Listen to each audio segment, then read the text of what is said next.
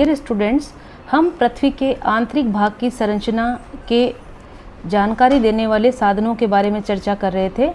उसी के निरंतरता में तीसरे भाग में हम उन अप्रत्यक्ष साधनों के बारे में जानकारी प्राप्त करेंगे जिनमें भूकंपीय लहरें, उल्कापिंड, गुरुत्वाकर्षण संबंधी विसंगति और पृथ्वी का चुंबकीय क्षेत्र सम्मिलित हैं। पृथ्वी की आंतरिक संरचना के बारे में बहुत ज़्यादा जानकारी प्राप्त होती है, वह है भूकंपीय लहरें। भूकंपीय लहरों का अध्ययन करने वाला जो विज्ञान है उसे हम कहते हैं सिस्मोलॉजी, भूकंप विज्ञान। अब भूकंप शब्द से आप क्या समझते हैं? भूकंप शब्द वैसे तो ग्रीक वर्णमाला का एक शब्द है सिस्मोस, जिसका शाब्दिक अर्थ होता है शॉक। शॉक को हम कंपन या झटका भी कह सकते हैं कि जब हमें अचानक से धक्का लगता है, झटका लगता है तो शॉक। तो सिस्मोलॉजी जो भूकंप विज्ञान या सिस्मोलॉजी जिसे कहते हैं, उसका लिटरली शाब्दिक जो अर्थ देखा जाए तो वह है पृथ्वी के जो कंपन है उसका अध्ययन करने वाला विज्ञान। अब पृथ्वी के अंदर इस कंपन का कारण क्या है? पृथ्वी के अंदर जो है वह चट्टानों का बहुत लंबे समय तक दबाव पृथ्वी के आंतरिक भाग पर पड़ता रहता है और उससे एक प्रेशर बिल्ड हो जाता है, एक दाब बन जाता है। और जब वह दाब उन चट्टानों की सीमा, सहन सीमा से बाहर हो जाता है तो एक सडन यानी अचानक एक मोमेंट वहाँ से जनरेट होता है पृथ्वी के आंतरिक भाग से, जिनसे शॉक वेव्स निकलती हैं और वह सभी दिशाओं में गति करती हैं। ये शॉक वेव जब निकलती है तो पृथ्वी की ऊपरी सतह पर हमें कंपन महसूस होता है और इसी को हम भूकंप, जैसा कि शाब्दिक अर्थ है भूकंपन, भूकंप महसूस होता है। अब भूकंप जब आता है तो उससे बहुत सारी भूकंपीय लहरें निकलती है। उन भूकंपीय लहरों के अध्ययन से वैज्ञानिकों ने पृथ्वी के आंतरिक भाग की संरचना के बारे में बहुत अधिक जानकारी प्राप्त की है।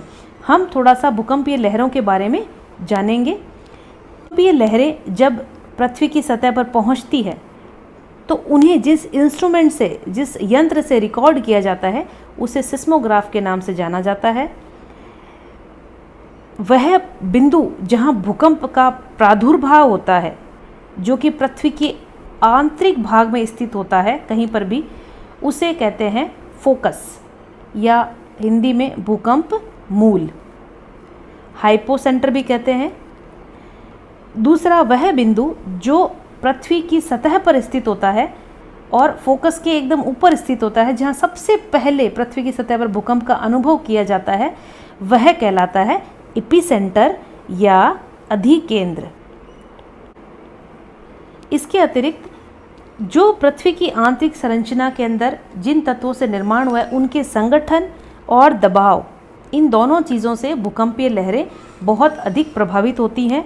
उनकी जो गति है वह बहुत अधिक निर्भर करती है कि पृथ्वी के आंतरिक भाग की संरचना जो है वो किन पदार्थों के संगठन से हुई है। भूकंप के आते ही जो सबसे पहले लहरें जब निकलती हैं, उन लहरों को हम दो बड़े भागों में विभाजित कर सकते हैं। एक जिन्हें हम बॉडी वेव्स के नाम से जानते हैं और दूसरा सरफेस वेव्स। कई किताबों में यह वर्गीकरण इस प्रकार से भी है: प्राइमरी वेव्स, सेकेंडरी वेव्स और सरफेस वेव्स। ये दोनों प्रकार के वर्गीकरण ही सही वर्गीकरण है, इसमें आपको कंफ्यूज होने की ज़रूरत नहीं है। सबसे पहले हम बॉडी वेव्स, जिसमें हम प्राइमरी और सेकेंडरी दोनों को सम्मिलित करते हैं, उसके बारे में अध्ययन करें। बॉडी वेव जो होती हैं उन्हें दो भागों में विभाजित किया जा सकता है, एक प्राइमरी वेव्स या पी वेव्स और दूसरी एस वेव्स या सेकेंडरी वेव्स। पी वेव्स को हम प्राथमिक लहरों के नाम से भी जानते हैं और एस वेव्स को हम द्वितीयक लहरों के नाम से भी जानते हैं। प्राइमरी वेव जो होती हैं, पी वेव जो होती हैं, वो साउंड यानी ध्वनि की गति के समान ही गति करती हैं। जिस प्रकार ध्वनि की जो तरंगे होती हैं वो गति करती हैं, वैसे ही पी वेव्स गति करती हैं। एस वेव्स, जिस प्रकार एक पानी में कंकड़ मारने पर जो लहरें उत्पन्न होती है उस प्रकार से एस वेव जो है वो गति करती हैं। तो सबसे पहले हम ये देखें कि जब भूकंप आता है तो सिस्मोग्राफ, जिस यंत्र से भूकंप की रिकॉर्डिंग होती है पृथ्वी के ऊपर, उसमें ये भूकंपीय लहरें किस प्रकार से रिकॉर्ड होती है। उसमें जब आप कभी हॉस्पिटल जाके हार्ट की ईसीजी जब आप कराते हैं तो उसमें जिस प्रकार हार्ट जो आपके हृदय की जो धड़कन है उससे जो इस तरीके का ग्राफ बनता है, ठीक उसी प्रकार का ग्राफ जो है वो भूकंप आने पर पृथ्वी के ऊपर स्थित सिस्मोग्राफ पर बनता है।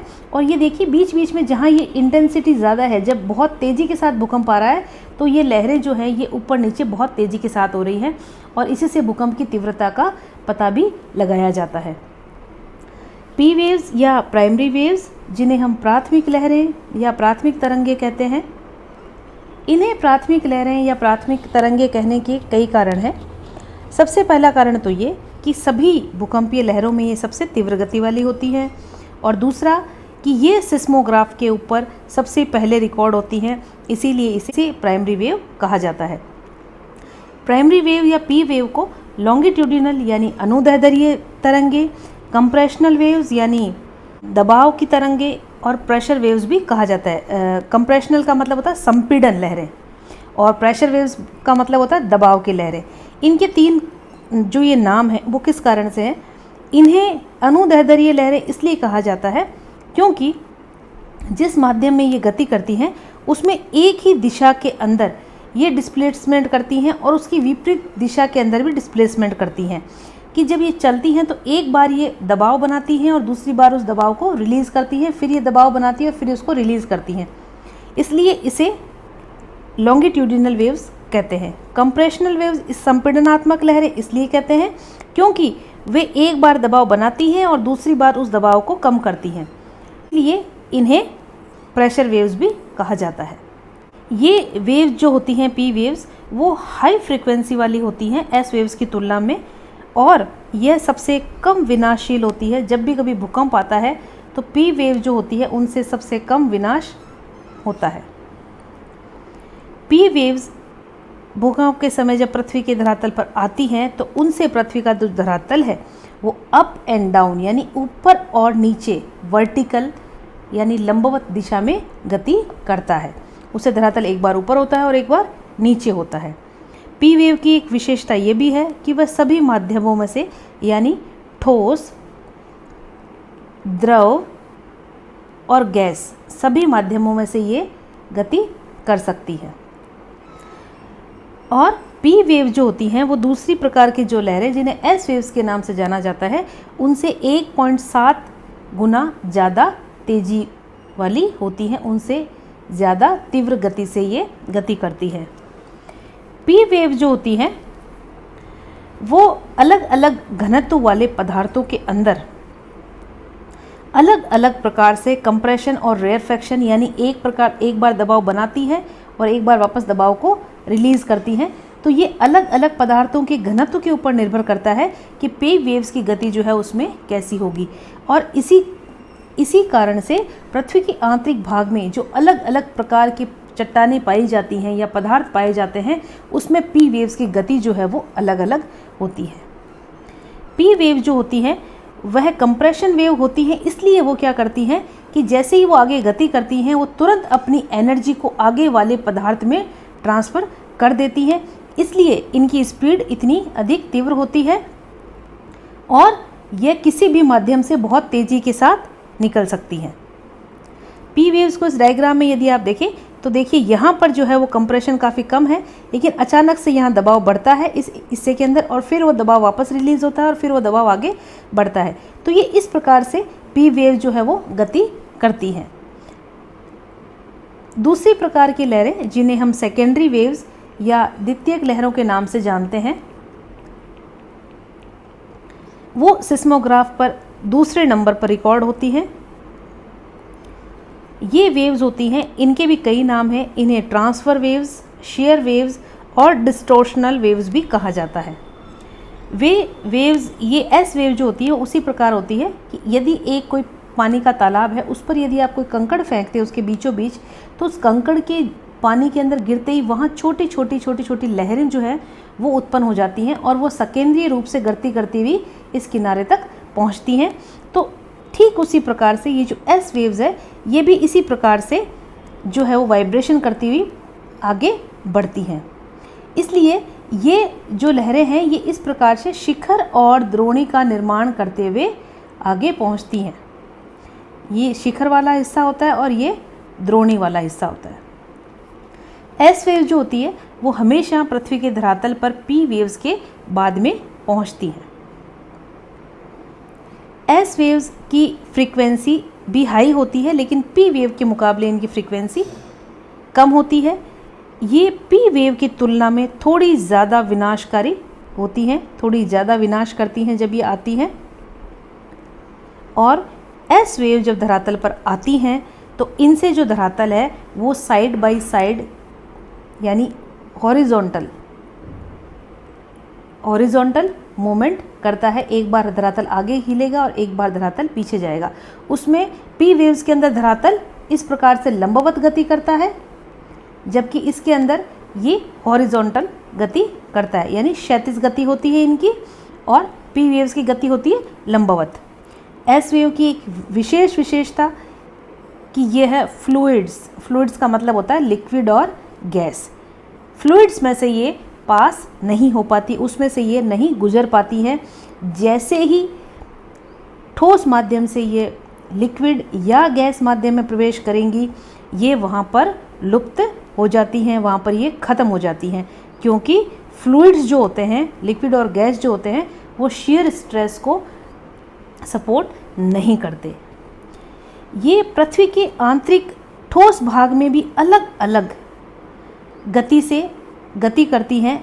इनकी अलग अलग वेलोसिटी होती है, अलग अलग इनकी तीव्रता होती है, जो कि पृथ्वी के जिस पदार्थ से निर्माण हुआ है, जिस चट्टान से पृथ्वी का निर्माण हुआ है, उसकी डेंसिटी, उसके घनत्व पर भी निर्भर करता है।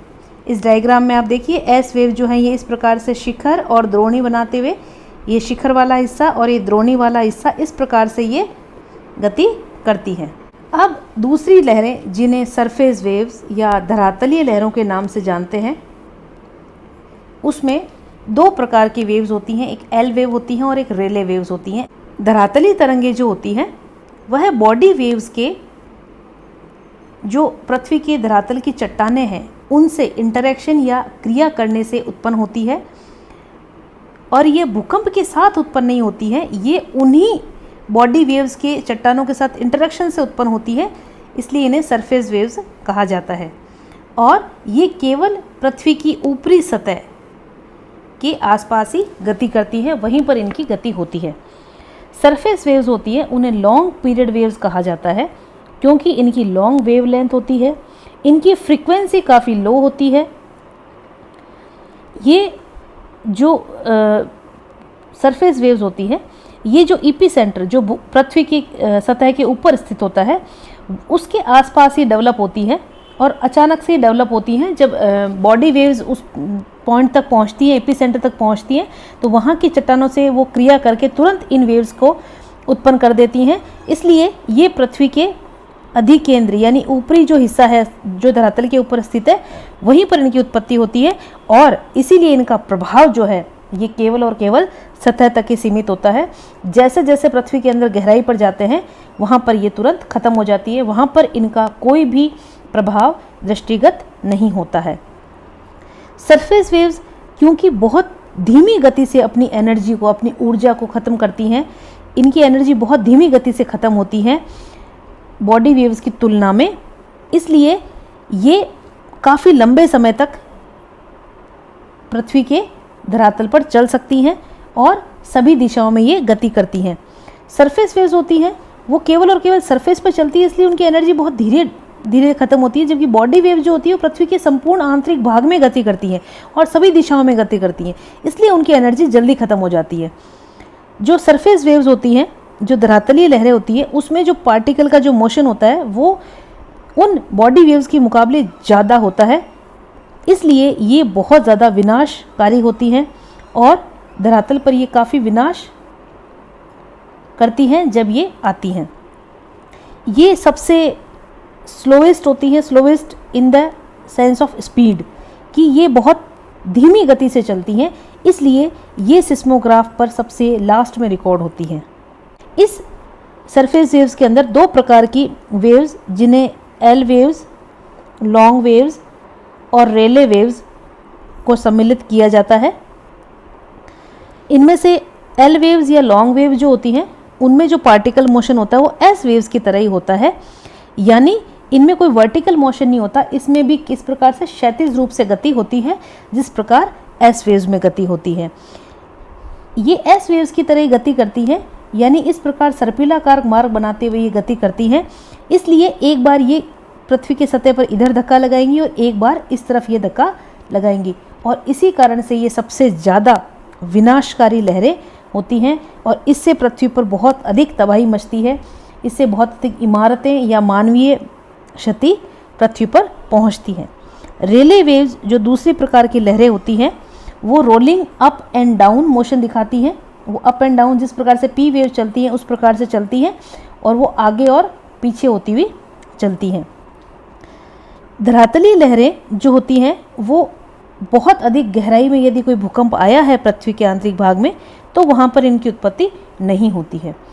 केवल और केवल पृथ्वी में मध्यम या कम गहराई वाले जो भूकंप होते हैं उनमें ही इनकी उत्पत्ति होती है।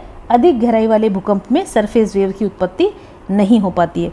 इस डायग्राम में आप देखिए, ये ऊपर वाली एल वेव्स हैं जो इस प्रकार सर्पिलाकार गति करती है, धरातल को एक बार आगे और एक बार ये पीछे करती है, और रेले वेव जो होती हैं वो इस प्रकार से सर्कुलर मोशन में गति करती हैं। अब एक महत्वपूर्ण संकल्पना इन भूकंपीय लहरों से जुड़ा हुआ है, वह है shadow zone of seismic waves. Shadow zone जिसे हम छाया क्षेत्र भी कहते हैं। अब ये छाया क्षेत्र क्या होता है? छाया क्षेत्र पृथ्वी के धरातल के ऊपर वह हिस्सा होता है जहाँ सिस्मोग्राफ तो लगे होते हैं लेकिन वह भूकंपीय लहरों को रिकॉर्ड नहीं कर पाते हैं। इसका कारण क्या है? इसके बहुत सारे कारण हैं। अलग अलग जो लहरें होती है उनका अलग अलग शैडो जोन होता है। संपूर्ण पृथ्वी पर सिस्मोग्राफ लगे होते हैं, लेकिन यदि किसी एक हिस्से में भूकंप आया है और पूरी पृथ्वी के सिस्मोग्राफ में रिकॉर्ड ना होकर वह कुछ हिस्सों में रिकॉर्ड हुआ है, कुछ में नहीं रिकॉर्ड हुआ है, इसका मतलब यह है कि उस भाग तक लहरें पहुंची ही नहीं। वह उन लहरों के लिए शैडो जोन है, छाया क्षेत्र है। जैसा कि एस वेव्स के बारे में है कि एस वेव जो होती हैं वो लिक्विड में से गति नहीं कर पाती, वो वहाँ पे लुप्त हो जाती हैं। अब ये जो दोनों लहरें हैं पी और एस, इन दोनों का शैडो जोन जो है वो अलग अलग होता है, क्योंकि इनका स्वभाव अलग अलग होता है, इनकी गति अलग अलग होती है पृथ्वी के आंतरिक भाग में। सबसे पहले हम पी वेव के शैडो जोन की बात करें। ये जो नीले रंग से दिखाई गई हैं ये है पी वेव्स। तो पी वेव सभी माध्यमों में से गति कर रही है, लेकिन इस हिस्से में जो कि ये भूकंप का यदि कोई भूकंप का अधिक केंद्र यदि पृथ्वी की सतह पर है, वहाँ से यदि 103 डिग्री का कोण से लेकर 142 डिग्री के कोण तक का जो हिस्सा है वहाँ पर यदि कोई सिस्मोग्राफ, इस हिस्से में यदि कोई सिस्मोग्राफ लगा है तो वहाँ पर पी वेव रिकॉर्ड नहीं होती। इसका कारण ये है कि पी वेव जब एक माध्यम से दूसरे माध्यम में गति करती है तो वह अपनी मूल दिशा से विचलित हो जाती है, जिसे हम रिफ्रैक्शन के नाम से भी जानते हैं, अपवर्तन भी कहते हैं। इसीलिए जो 103 डिग्री से लेकर 142 डिग्री का जो हिस्सा है जो कि अधिक केंद्र से नापा जाता है, वहाँ पर पी वेव किसी भी सिस्मोग्राफ में रिकॉर्ड नहीं होगी। इसलिए ये 103 डिग्री से लेकर 142 डिग्री वाला जो हिस्सा है वह पी वेव्स का शैडो जोन है। ये मैंने आपको बता दिया कि पी वेव जो होती हैं वो जब एक माध्यम से दूसरे माध्यम में प्रवेश करती हैं तो अपनी दिशा को परिवर्तित कर देती है। अब दूसरा जो शैडो जोन है वो एस वेव्स का शैडो जोन। एस वेव का शैडो जोन पी वेव की तुलना में ज़्यादा होता है। इसका कारण क्या है कि एस वेव जो होती है वो तो इस 103 डिग्री से लेकर वापस 103 डिग्री तक कहीं पर भी रिकॉर्ड नहीं होती है। यानी ये जो संपूर्ण हिस्सा है 103 से लेकर 103 वाला जो हिस्सा है संपूर्ण, यहाँ पर यदि भी कोई भी सिस्मोग्राफ लगा है और भूकंप यदि यहाँ आया है किसी हिस्से में तो इस पूरे हिस्से के अंदर एस वेव रिकॉर्ड नहीं होगी। उसका कारण क्या है? उसका कारण यह है कि पृथ्वी के अंदर एक कोई परत ऐसी है जो तरल अवस्था में है और इसी कारण से एस वेव जैसे ही उस तरल माध्यम तक पहुंचती है वहां जाकर ये लुप्त हो जाती है। इसलिए ये यहाँ वाले सिस्मोग्राफ पर रिकॉर्ड नहीं होती। यानी 103 डिग्री से लेकर 103 डिग्री का जो हिस्सा है वह एस वेव के लिए क्या है? शैडो जोन है। और 103 डिग्री से लेकर 142 डिग्री तक का जो हिस्सा है वो पी वेव का शैडो जोन है। अब इसमें से ये पी वेव का शैडो जोन इस डायग्राम में आप देखिए, कहीं पर 103 होता है, कहीं पर 105 होता है लिखा हुआ, तो वो कोई आपको कंफ्यूज होने की ज़रूरत नहीं है, वो दोनों ही सही है। तो ये जो हिस्सा है, ये वाला हिस्सा, यहाँ पर पी वेव रिकॉर्ड नहीं होगी, ये पी वेव का शैडो जोन है। एस वेव्स, जैसा कि मैंने आपको बताया, 103 डिग्री के बाद में एस वेव रिसीव नहीं होती है सिस्मोग्राफ पर, इसलिए वो इसका शैडो जोन है। और इसी के कारण यह ऑब्जर्वेशन वैज्ञानिकों द्वारा किया गया कि पृथ्वी के आंतरिक भाग में एक तरल अवस्था में परत अवश्य पाई जाती है और लिक्विड आउटर कोर, यह इसकी जो खोज है वो इसी कारण से हुई। 142 डिग्री के बाद में जो सिस्मोग्राफ है वहाँ पी वेव रिकॉर्ड होती है, लेकिन एस वेव रिकॉर्ड नहीं होती।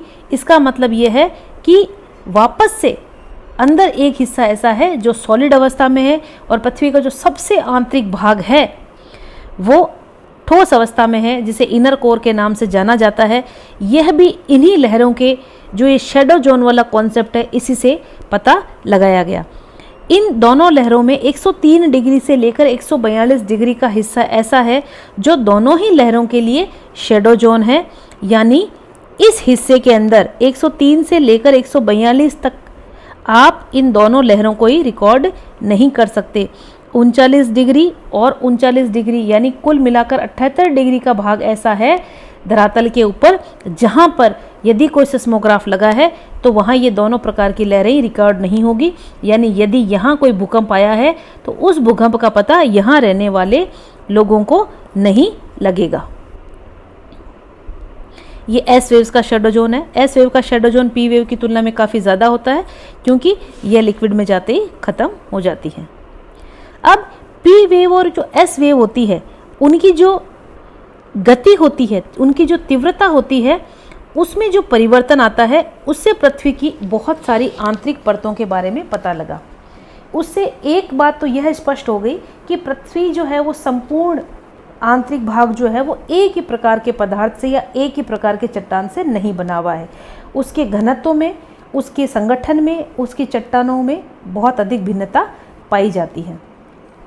तो ये कुछ जो पी और एस वेव्स के कारण पृथ्वी के आंतरिक भाग के बारे में बहुत बड़ी बड़ी जो जानकारियाँ पता लगी वो ये कि एस वेव जो होती है वो यहाँ ये देखिए, एस वेव इस हिस्से में आकर बिल्कुल विलुप्त हो जाती है। यानी ये जो हिस्सा है पृथ्वी का वो कैसी अवस्था में होना चाहिए, तरल अवस्था में होना चाहिए, लिक्विड अवस्था में होना चाहिए, तभी यहाँ पर आते ही एस वेव जो है वो लुप्त हो जाती है।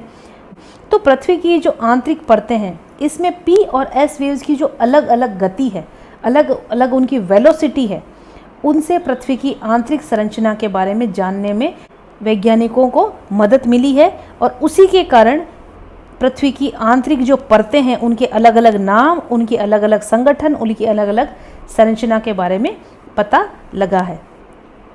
इसके अतिरिक्त और इनडायरेक्ट सोर्सेज जिसमें मिटीरियोइड्स, हम जिन्हें उल्का पिंड के नाम से जानते हैं, खगोलीय पिंड, उल्का पिंड, चूँकि पृथ्वी भी उसी सौरमंडल का हिस्सा है जिस सौरमंडल का हिस्सा ये उल्का पिंड है, इसलिए निश्चित रूप से ही पृथ्वी के आंतरिक भाग में भी वैसी ही संरचना पाई जाती होगी जैसी उल्का पिंडों में पाई जाती है। इसलिए वैज्ञानिक यह निर्णय भी करते हैं कि पृथ्वी का जो आंतरिक भाग है वह भारी पदार्थों से या लौह तत्व से बना है, क्योंकि जितने भी उल्का पिंड गिरते हैं उनका आंतरिक भाग जो है वो लौह तत्व से निर्मित होता है। इसीलिए इन उल्का पिंडों की अध्ययन के आधार पर ही वैज्ञानिकों ने पृथ्वी के आंतरिक भाग के बारे में बहुत अधिक जानकारी प्राप्त करने का प्रयास किया है।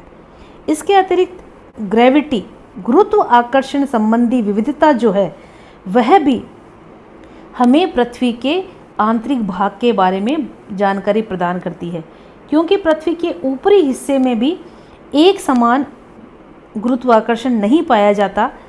जो द्रव्यमान है वह एक समान वितरित नहीं है, वह भी अलग अलग प्रकार से वितरित है।